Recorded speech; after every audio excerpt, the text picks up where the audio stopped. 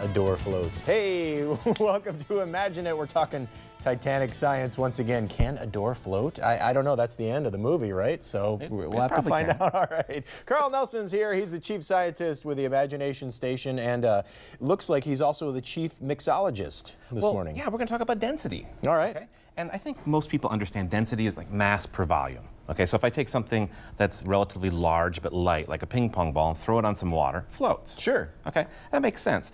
What's not maybe so obvious is that you can actually make liquids float on top of one another. That's terrific. We've got 8 different liquids here. Everything from honey to corn syrup to milk to detergent to water to vegetable oil, alcohol, all floating on top of one another. And so I want to show you how to do this. Yeah. Okay? There's a couple techniques. If you're working with some of the really heavy stuff like honey, turkey baster is your friend. Okay? You want to use the turkey baster to put that down and the next layer just right down on top of it. Okay. Because if you take one liquid and pour it from even a few inches into the other, they'll have enough velocity, they'll mix together, you get a mixture and not a nice layering. Gotcha. Okay?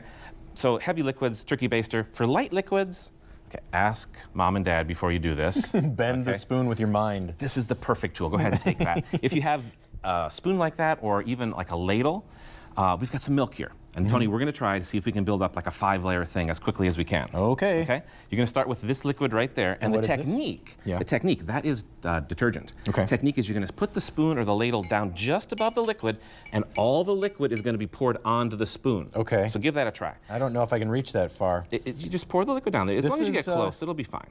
It's fairly forgiving. This is timely because no, you're doing perfect. This is how you make black and tans. I don't know if you're aware of that. I am aware of that. I don't know if this is working here, Carl. No, that's okay. Okay. Lift the spoon up a little bit. Okay. Lift it up as you keep going. Move like an elevator. Yeah. Okay, let's move on to the green liquid, which is just some water. So we've got milk, detergent, and now we're going to go with a little bit of green for St. Patrick's Day, a little water. Okay, just pour that right into the spoon, and a little bit slower, You got to be a little patience here. Yeah. And as you pour it in, you're doing great. That's really nice. It's building up nicely. And you see that because the water's less dense than the detergent, it floats on top. Next thing is a little vegetable oil. I just need to make a little shamrock impression at the top in the foam. You could. You certainly could. I don't know if I could, but. And the last thing, Tony, just for you, is a little ethyl alcohol, the red ethyl alcohol. That's okay. It's okay. That's why I'm doing it as well. But, okay, so the cool thing here. That's why. It was so polite the way you just said that. That's great. That's very nice. I got almost there. Here, maybe I'll switch off. The spoon is, it gets slippery with all this. It's the viscosity of the liquid, Carl. It does. And the alcohol is very, very light, so. There we go. Nice. Top us off here. Now, the cool thing about this is, here's a cherry tomato. Oh, nice. Go ahead and gently release that at the top. Okay. Let's see where it goes. Well, it's in the substrata. Let's try it on all of them here and see where they end up going. Excellent. So what's cool here is you can see in this one, the cherry tomato is hovering just between the water and the detergent because its density is the same as whatever that level is. All right. If you throw in a dye, it's probably going to sink all the way down into the syrup. Hey, place your bets. And then, of course, the ping pong balls are going to float right on top. Bottle cap. Excellent.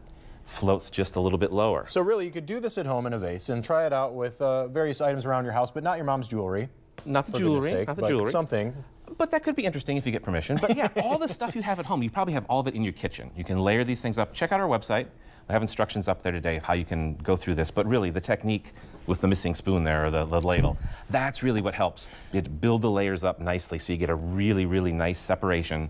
And look at that. That's just great. All right. Cherry tomato floating just above the milk. There you go. Believe it or not, this all ties in with the Imagination Station's Titanic the Artifact exhibition. You can go downtown, check it out for yourself at One Discovery Way. They're open today, and they've got that Titanic exhibition with actors there today as well. So they'll be reenacting for you, walking you through the ship's decks and talking all about it. It's really cool. Check it out. And if you're a Lucas County resident, 12 and under, you get in free today. Thanks very much, Carl Nelson from the Imagination Station. That's this week's Imagine It. We're turning it over to Dave with sports.